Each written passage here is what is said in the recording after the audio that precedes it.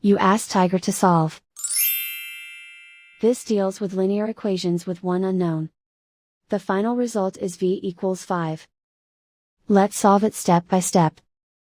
Simplify the expression. Expand the parentheses.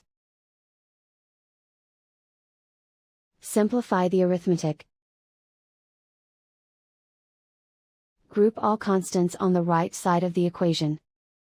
Subtract 6 from both sides. Simplify the arithmetic.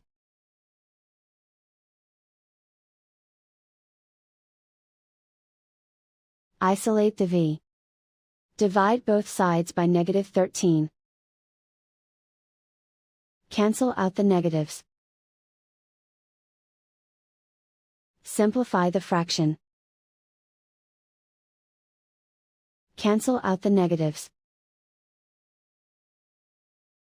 Find the greatest common factor of the numerator and denominator. Factor out and cancel the greatest common factor. And so the final result is v equals 5.